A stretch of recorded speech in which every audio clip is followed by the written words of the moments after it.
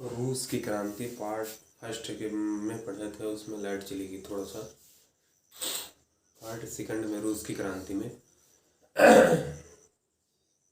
क्रांति क्यों हुई, क्या क्या कारण थे, और क्रांति के निरंकुश आयोग भ्रष्टाचारी शासन देखें, जार के बारे में देखें, और अब कारण क्या क्या थे इसके बारे में हम देखेंगे। अब श्रमिकों की हीन दशा, किसानों की भी हीन दशा, श्रमिकों की हीन दशा, श्रमिकों की श्रमिकों की हीन दशा। श्रमिकों की हीन दशा का मतलब होगा कि जब मतलब कि देर से आई रूस में औद्योगिक क्रांति, लेकिन जब आई तो श्रमिकों से बहुत काम कराया जाता था, अधिकाधिक काम कराया जाता था, अधिक काम कराया जाता था, और उन्हें न्यूनतम मजदूरी मिलती थी। इससे भी असंतोष व्याप्त था।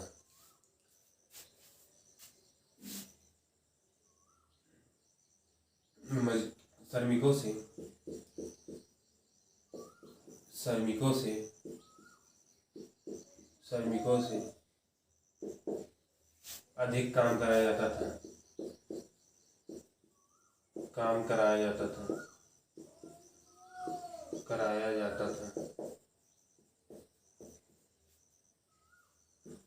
था और न्यूनतम मजदूरी मिलती थी।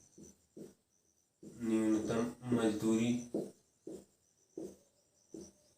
मिलती थी।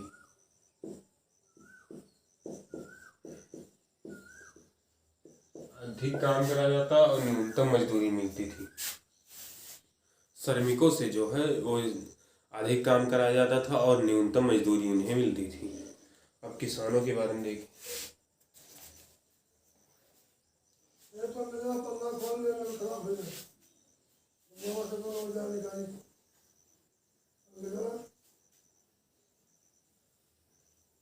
अब खोली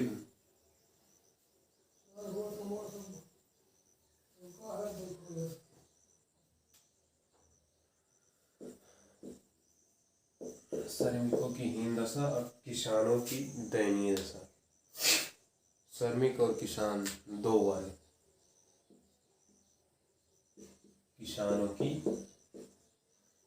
दयनीय दशा, दयनीय दशा, किसानों की दयनीय दशा। अब किसानों की दयनीय की दशा मतलब हो गया कि किसान वर्ग जो था उसके पास जमीन कम हो जाती है, इसलिए दयनीय होगा ना, जमीन कम। 67% जमीन कुलीन वर्ग, 13% जो मंत्री के हाथों में थी, और जितनी कुछ जमीन बची थी वो किसानों के वर्ग के हाथों में थी। और इन्हीं किसानों की जमीन से राज्य का चलता था, कर इन्हीं किसानों पे लगाया जाता था, इसी से राज्य का चलता था। 67% जमीन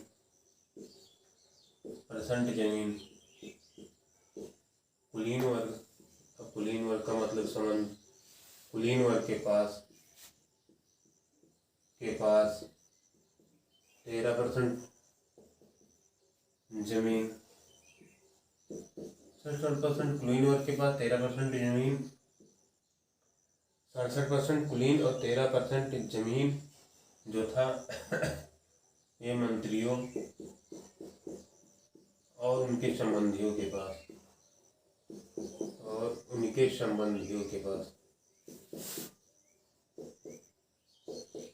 संबंधियों के पास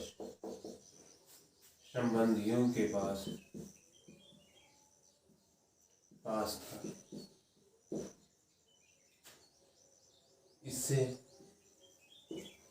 इससे किसानों में असंतोष व्याप्त था।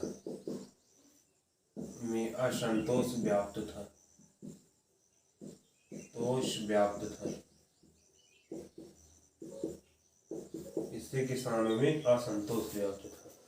मतलब जो 67% जमीन हो जाती है वो कुलीन वर्ग के पास, 13% जमीन जो मंत्री हो जाते हैं उनके पास थी। इससे किसान भी असंतोष व्याप्त था। अब हम कारण क्या क्या देख रहे हैं, निरंकुश भ्रष्ट शासन उसका हो गया, और ज़मीन के मामले में हो गया, श्रमिक के मामले में हो गया।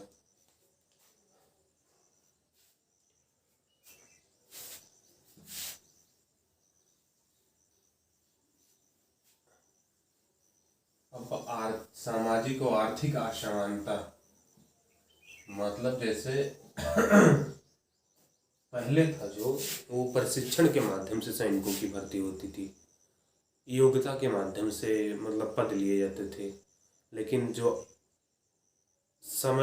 जिस समय क्रांतियाँ जन्म ले रही थी उस समय योग्यता के मामले नहीं, पीढ़ी दर पीढ़ी के मामले में हो गया था। सामाजिक आर्थिक असमानता, सामाजिक आर्थिक असमानता,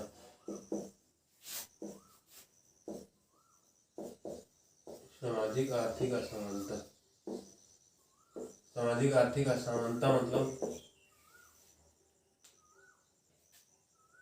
कि अब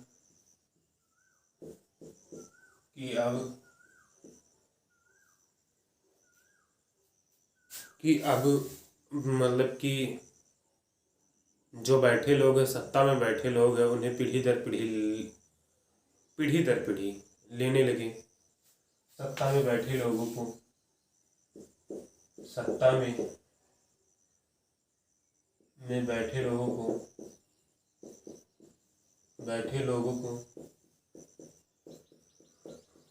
को पीढ़ी दर पीढ़ी लेने लगे, दर पीढ़ी लेने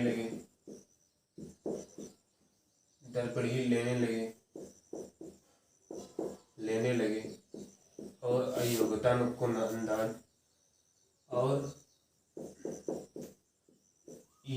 को नजरअंदाज किया गया, योग्यता को नजरअंदाज किया गया।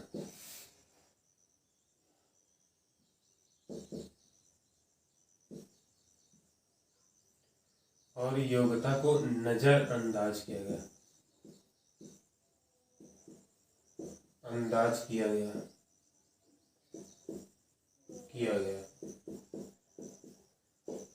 जाहिर सी बात है, जब योग्यता को नजरअंदाज करेंगे तो शासन में दिक्कत आएंगी। पीढ़ी दर पीढ़ी किसी को बैठाए रहने से उसे वैसी योग्यता उसके पास नहीं है, सैनिकों को भी ऐसा होगा, तो फिर इससे देश का अपमान होगा। मतलब जब युद्ध हारेंगे देश का अपमान होगा, अच्छे गुण वाले मंत्री नहीं होंगे, अच्छे गुण वाले सैनिक नहीं होंगे, तो देश का अपमान होगा। रूस का जार का रूसीकरण, आप देखेंगे जार का रूसीकरण भी इम्पोर्टेंट हो जाता है। सामाजिक आर्थिक असमानता के बारे में देखे हैं कि पीढ़ी दर पीढ़ी इसमें लेने लगी। अब योग्यता का कोई मतलब नहीं रह गया। अब जार का रूसीकरण, जार का रूसीकरण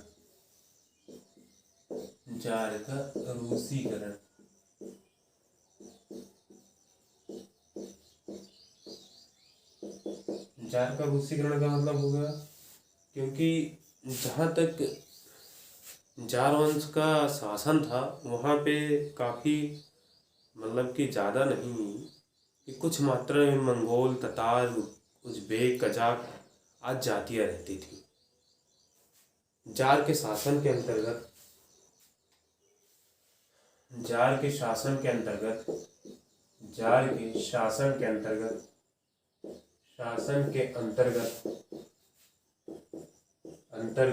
मंगोल, कजाक,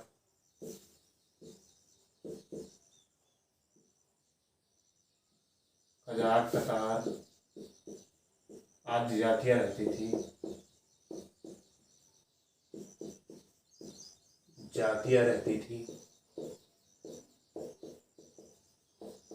जो अनेक धर्मों से ताल्लुक रखती थी।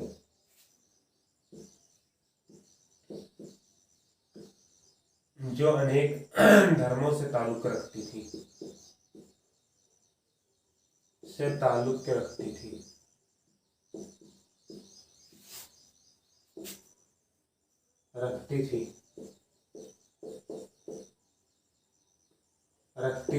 जो अनेक धर्मों से ताल्लुक रखती थी। जाहिर सी बात है, जब अनेक धर्मों से ताल्लुक रखती थी और जार चाहता था कि एक रूस एक ईसाई एक चर्च हो, एक रूस एक ईसाई एक चर्च हो, जार चाहता था। लेकिन ये भी एक बड़ा कारण था क्योंकि जार के शासन के अंतर्गत बहुत से जातियाँ रहती थी। अब देखेंगे रूस और जापान का युद्ध, क्योंकि ये युद्ध इसलिए इम्पोर्टेंट हो जाता है कि यूरोप समझा जाता था कि हारता नहीं था, लेकिन ये युद्ध ने यूरोप की मिथ्या तोड़ दी। रूस जापान युद्ध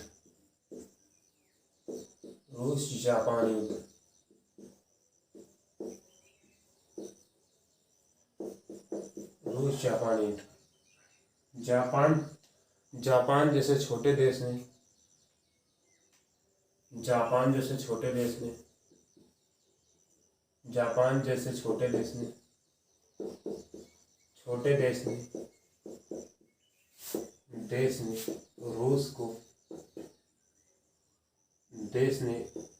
को हरा दिया।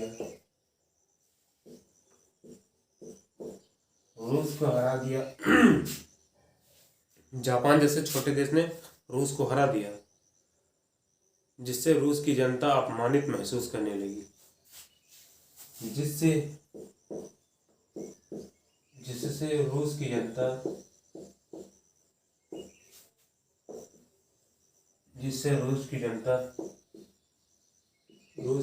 अपमानित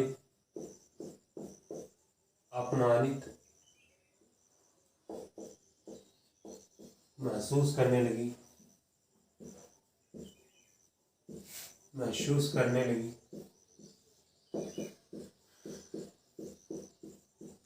और वह खुल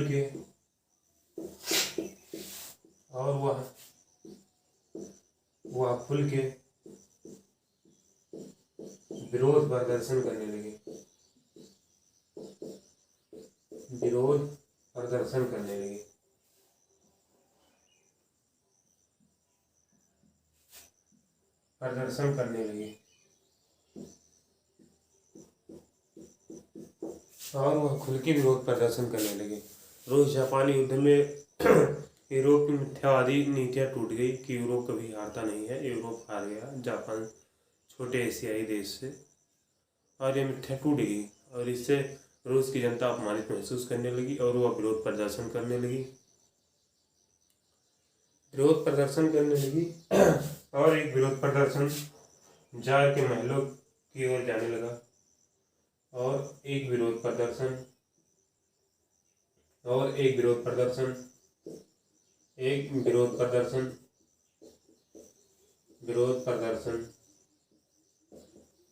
जार के महलों की ओर जाने लगा,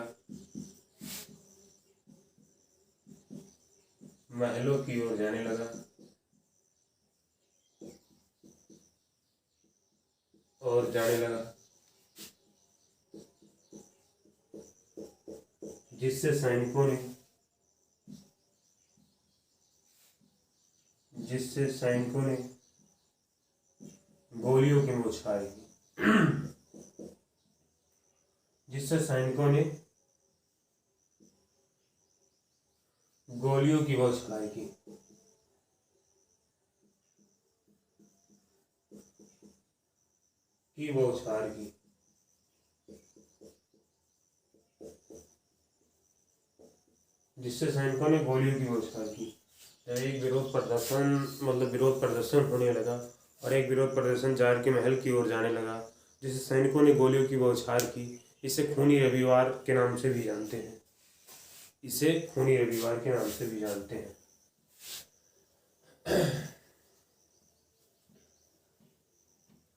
मतलब जब विरोध प्रदर्शन होने लगे तो वो विरोध प्रदर्शन जाहिर सी बात है राजा के महलों की ओर जाएंगे। तो उन पर सैनिक गोलियां चलाने लगेंगे, जिससे खूनी रविवार के नाम से जाना जाता है। रविवार के नाम से जाना जाता है। रविवार के नाम से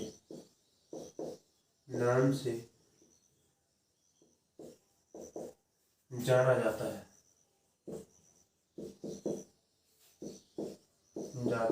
खूनी रविवार के नाम से जाना जाता है, जिसे खूनी रविवार के नाम से जाना जाता है।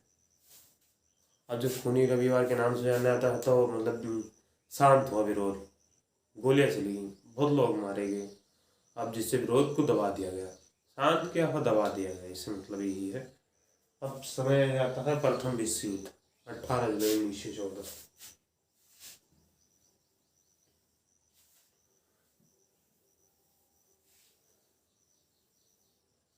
प्रथम विश्व युद्ध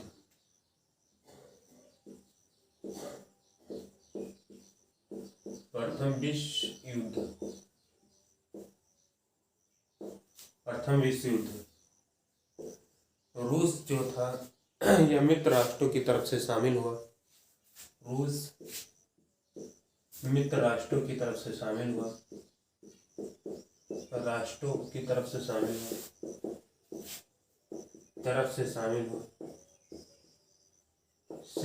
हुआ।